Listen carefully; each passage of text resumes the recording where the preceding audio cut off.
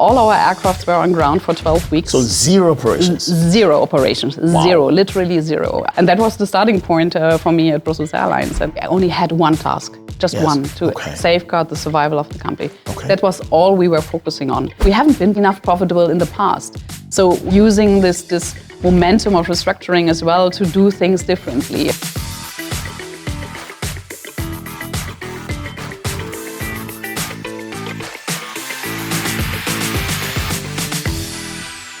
Imagine stepping in as CFO of an airline company.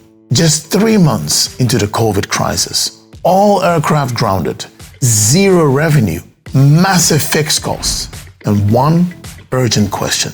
How do we keep this company alive? Welcome to the CFO podcast. I am Brighter being your host. In this podcast, I sit down with CFOs, CEOs, and thought leaders in Belgium. Today, I'm at Brussels Airport. Not for a lift-off, but for a grounded conversation with Nina Öwerdieck, CFO of Brussels Airlines. At the height of the pandemic, she took the financial helm of Belgium's national carrier, just as the industry came to a standstill. No playbook, no certainty, and yet key decisions had to be made. We talk about the crisis, the comeback, and what it means to lead in an industry that represents more than just business, national identity, hospitality, and global connection. From government negotiations to leveraging the Lufthansa Group dynamics, from financial survival to strategic realignment to higher profitability. This is a story of resilience and a lesson for any finance lead in what it really means to be a CFO in turbulent times. Enjoy this sharp and honest conversation with Nina Öwerdieck, CFO of Brussels Airlines. Nina, welcome to the CFO podcast. Thanks for inviting me. It's a real pleasure having you in this amazing building. I must say, coming to Brussels Airport always feels like an adventure for me. This is a place that I've used a lot, including your company.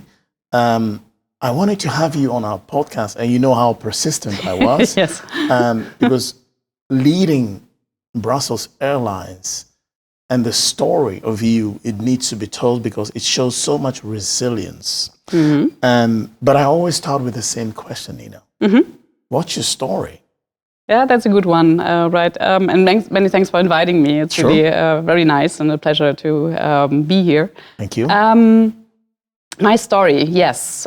So I'm a girl from the northern part of Germany, really northern part of Germany, almost close to the Danish border, so very far. Okay. And in the meantime, I have 24 years of experience in the aviation industry. Yes. I started my career in Lufthansa Technics, my aviation career in Lufthansa Technics, which is a MRO provider in Hamburg. And I worked for Swiss International Airlines in Switzerland. I worked for Lufthansa Airlines in Frankfurt. And since 2020, I'm now the CFO of Brussels Airlines. Okay. And there with a very, I would say, broader responsibility than a normal CFO, being responsible not only for finance, but also HR, IT, procurement, legal. Wow. Huge value chain. Yes. Yes. Fantastic. You just mentioned that the moment you started was an interesting one. It's also one of the key reasons I wanted to talk to you. So 2020, take us through that moment, because we all know what happened. We had COVID. Can you just paint that picture for me? Yeah, it was really a very interesting moment to start here in, I think it was June 2020, where I was starting my job here. And at that very moment, Brussels Airlines was grounded. So all our aircrafts were on ground for 12 weeks. So zero operations? Zero operations, zero, literally zero. I went into the headquarters of Brussels Airlines and nobody was there. So there was actually nobody I could talk to.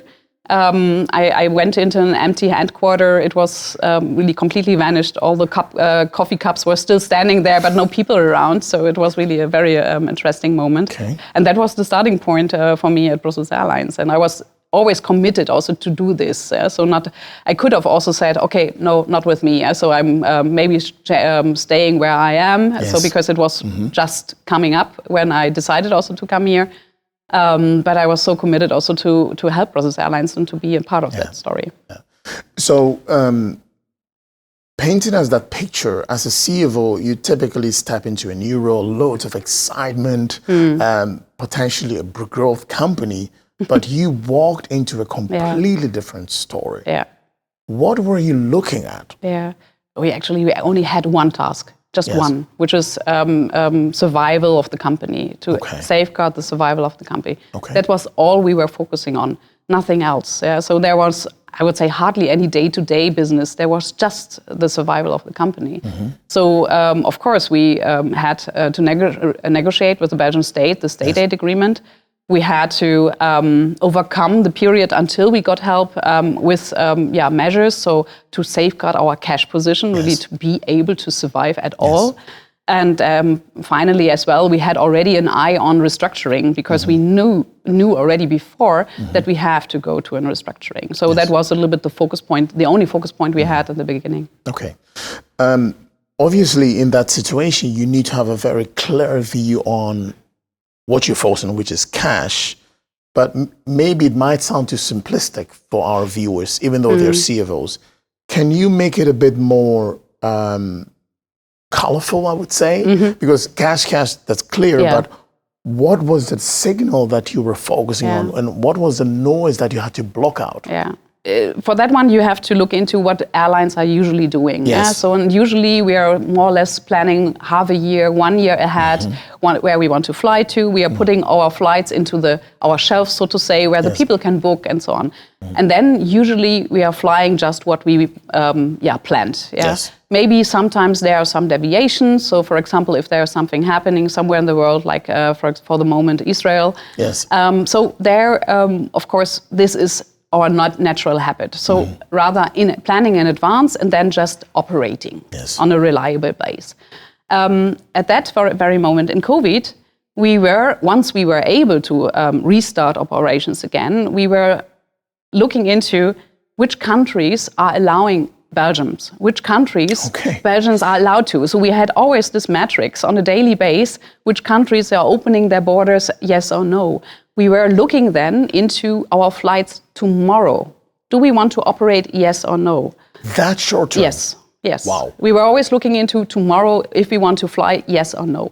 A little bit later, we were looking then a little bit more ahead, so 2 weeks ahead and so on. But it was really at the very beginning, it was looking into literally tomorrow if we want to fly, yes or no. How does it feel? I'm sorry, but how does it feel for an organization to move this was from, completely changed. Let's say, 12 months planning horizon to 24 hours? Yes, it was really a complete change for the whole company. So we had a kind of, I would say, war room. So that was how we called it. You will need that.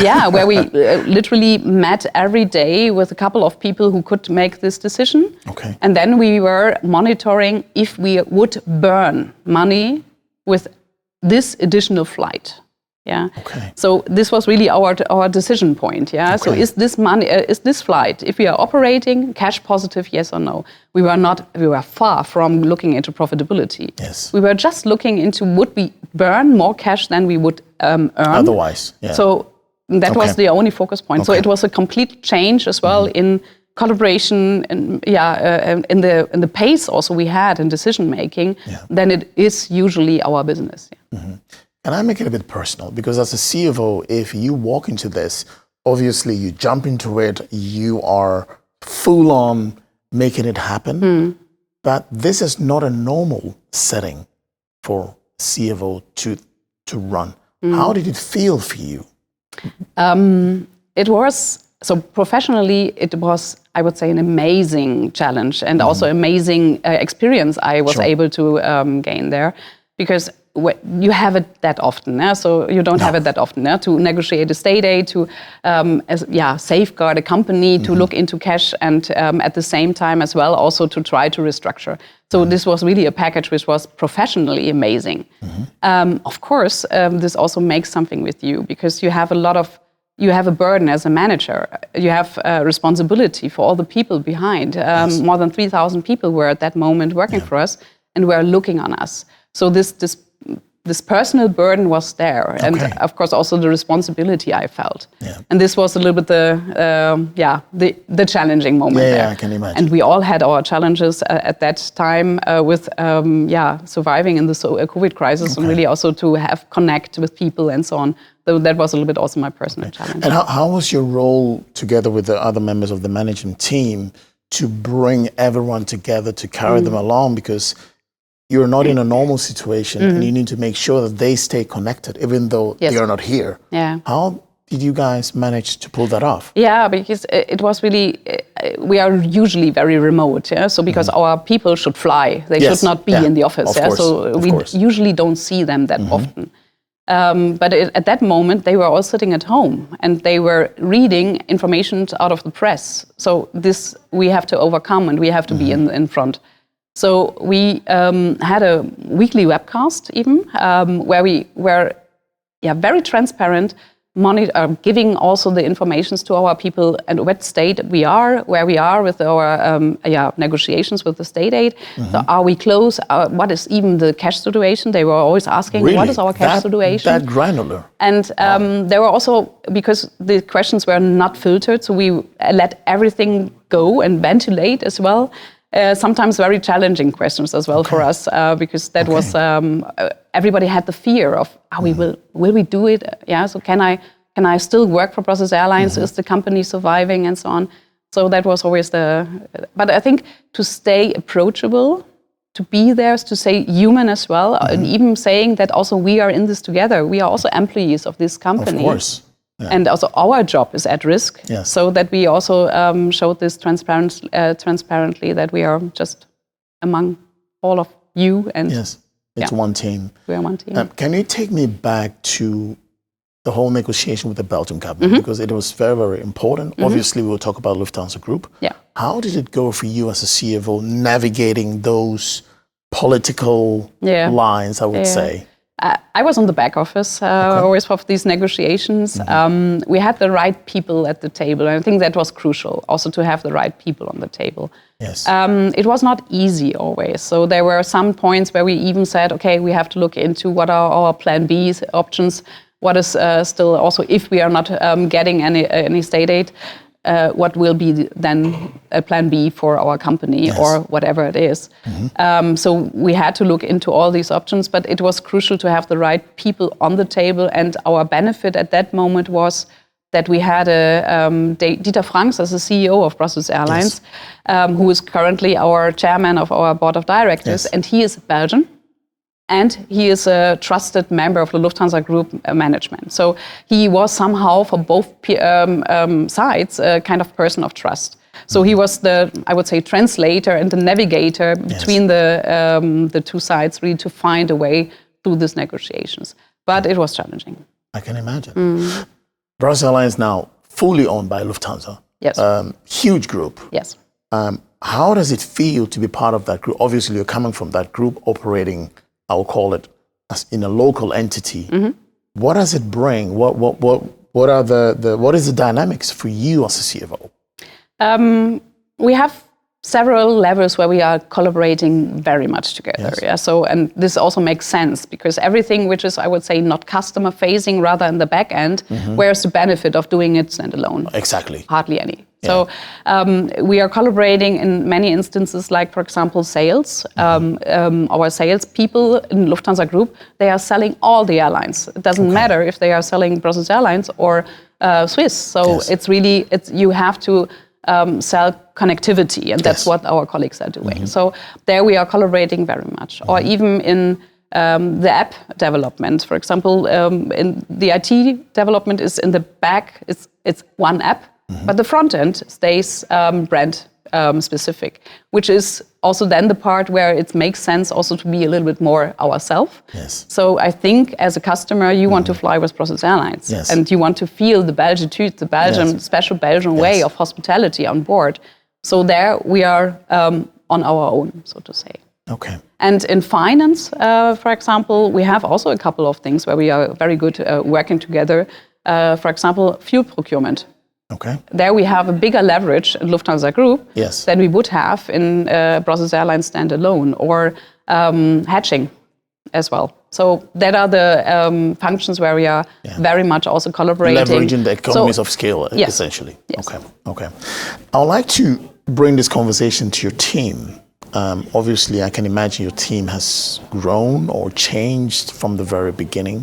Can you set the stage for how your team looks like currently? Actually, we were not growing. Okay. No, because right after the state aid, we went to a restructuring. Yes. And with that, we also cut back 25% of our aircraft, so fleet. Okay. We reduced ourselves heavily. And also we had to let go roughly 20% of our people, mostly on the volunteer base. Okay. So if you are looking now into Brussels Airlines, we are capacity-wise still a little bit smaller than we would have been before COVID. Before COVID, okay. Yeah. But we are more healthy now. Yes. So, and my team, it's we have a team here in Brussels or in Zaventem, and we have a team always in the outstation. So we have a couple of people in especially our African outstations, because there we are indeed not necessarily collaborating that much with Lufthansa Group. Okay. There we have our people as well working for Brussels Airlines. Okay.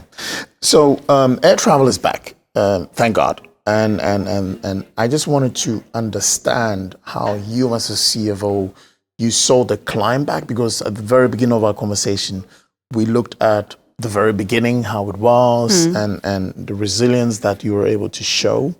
Now air travel is back full swing. How has your way of managing the finances changed? I would say, luckily, back to normal. Back to normal, yes. Which it should be for an airline. No, but it was not just one way back to normal. So I think rather it was several, because we, in several occasions, we thought, oh, now we are back and can operate, and then COVID come back, and then again, always in this winter season, it was really like, oh, again. So it was rather a kind of roller coaster ride back to where we are now. The focus changed completely back to normal. What does it mean back to normal? Because we also have to consider that we should not implement again our old habits from the past, because we haven't been profitable, not enough profitable in the past. So we have to, at the same moment, focus also on not doing the same mistakes we have done in the past. So using this momentum of restructuring as well to rethink what we are doing, and to do things differently in a more sustainable way, also more sustainable for the future readiness of this company, but also more resilient for whatever comes maybe around the corner. Yeah.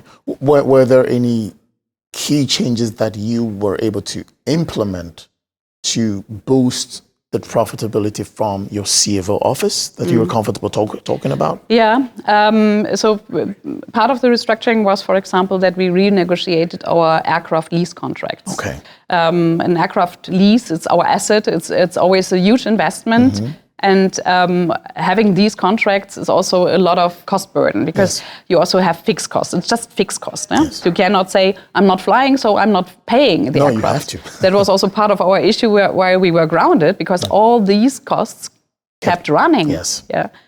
So that was one of the major steps we have done in my finance department. Yes. But also, as I'm also heading the HR department, also to rethink our CLAs with our cabin crew members and our pilots. So that was also one thing. That was a tough one, I guess. Yep. Happy to went through.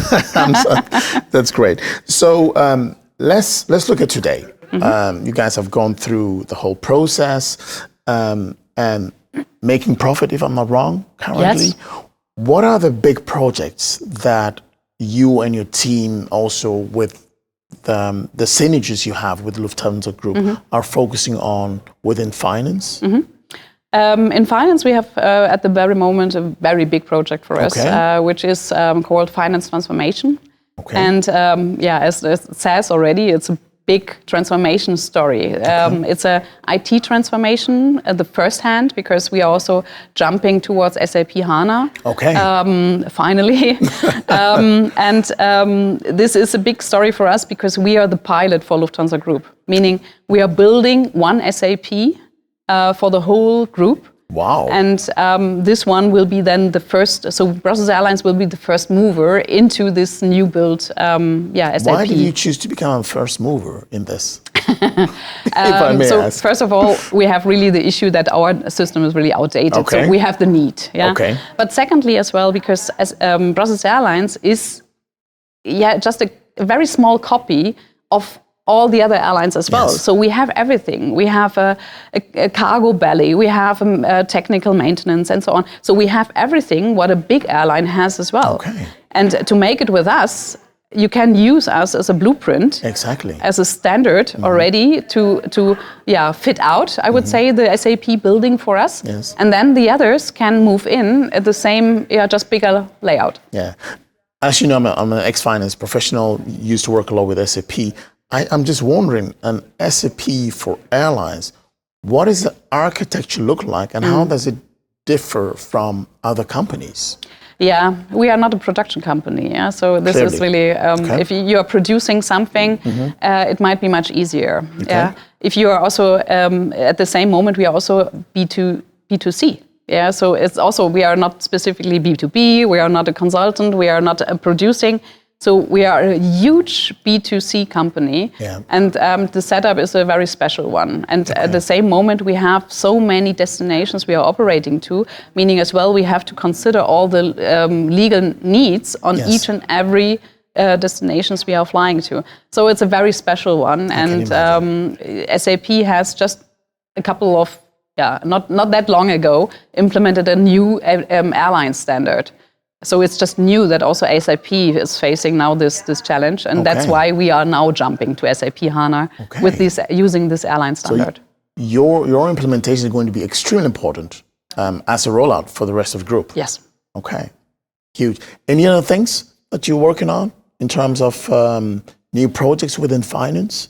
We have always, I would say, smaller projects. Yes. So like automation in PO setup, for example, that are the normal projects. Yes. But currently they are all stepping a little bit behind this big one, finance transformation.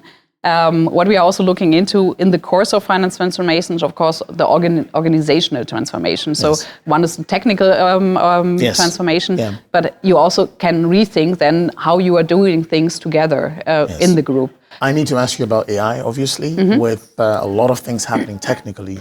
How do you view that? How do you view that impacting the way that your team works, decision making, how to support the business? I think we are still maybe in the early stages of using AI in finance, really as a kind of daily tool. We are doing a lot of on the forecasting side. Be it, for example, for the pricing methodologies. So what our sales colleagues are using, and revenue management colleagues are using for predicting also the demand and steering then the prices according to that. There we are looking a lot of using a lot of predictive analytics. Okay. So that's the majority. And then we are using also a lot of reporting topics on the BI, in the BI surrounding, for example, for planning and forecasting. Okay. How do you, as a CFO running quite a big company in Belgium, think and look at business acumen and being very embedded in the organization, both with executive team, but also within the other functions? How do you look at that? Yeah, I think especially also for a finance function, it's crucial to be a good business partner, and with that one, having an entrepreneurial mindset to support and not. The easy way would always be to say no to everything. You want to spend money? No, it's not possible. And this is the easiest part of the CFO part, or a CFO role. But actually, no. I think if you are looking into setting up a company more resilient, you have to also to challenge the company in a different way. You should support, but at the same moment as well to say, okay, how can we do it then maybe a little bit more smartly? So more smart with regard to spending money in a different way.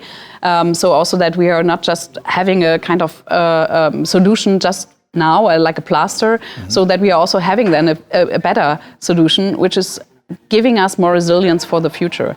And this is a different mindset of challenging and asking the right questions for a finance department to our business partners, to our departments. So I want to tap a bit into your wisdom and obviously your leadership experience. There are sectors that are going through quite some tough time right now. What would you, taking your experience coming in COVID, going through that whole process, what are the key lessons you learned that you can share? Maybe to think ahead and to set up resilience for a company is crucial. And to be adaptive as well for challenges, because our industry is so, always facing challenges. Yeah. There's always something happening. Yeah, there is a volcano somewhere erupting. There is a president talking about tariffs. There is a fuel price which is reacting on some issues in Israel, for example. So there are so many things which are always impacting us as an industry, but we have to stay agile. We have to stay, and always adapting to the new challenges. Yes. Like what we did with the COVID crisis, to go for 24 hours instead of half a year or a year steering. Yes. So you have to, train this muscle of flexibility at the end. Okay, fantastic. A few questions before we end. How does your dashboard look like as a CFO? At the end, it's for me, it's all margin related and also return on investment. Yeah, okay. That are the key topics. Cash is luckily not the biggest issue anymore, because we are also in the beauty. And the beauty of our industry is as well that we are somehow pre-financed, because everybody is booking a ticket earlier than it is then at the end flown. So this is somehow, cash is our focus, but rather kind of secondary. So we are steering our company towards margin. Okay. And there we still have to make some steps to go, because if you're looking into our publication of the last year's result, we are now on a good way. Yeah? So we have now the second year in a row a record result. We are talking about sustainable profitability, so great. But I think we have not yet reached a level where we can really say we are happy with. Okay. Because if you're looking into our numbers, it's very transparent. We have a margin of 3.8%. I'm not sure if you would be happy with 3.8% before taxes on any of your investments. Most likely not, especially taking all the risk exposure into account. Exactly. So we have to push for more, and our target is and stays 8% margin to be able also to refinance, to invest into our company, into new airplanes, into our people. So that's what we want. Okay. That's clear. So that is I will call the financial dashboard, but I can imagine you're also looking at operational KPIs, operational triggers. Sure. What are they? So, for example, our performance, our punctuality, it's something we are looking into. How reliable are we with regard to our production? Because that is so key for our customers. We are looking very much into our NPS, so the Net Promoter Score. Yeah. What are the customers thinking about us? Okay. That are the major KPIs we are also looking into. Okay. Nina, I'm so grateful. It's been a wonderful conversation.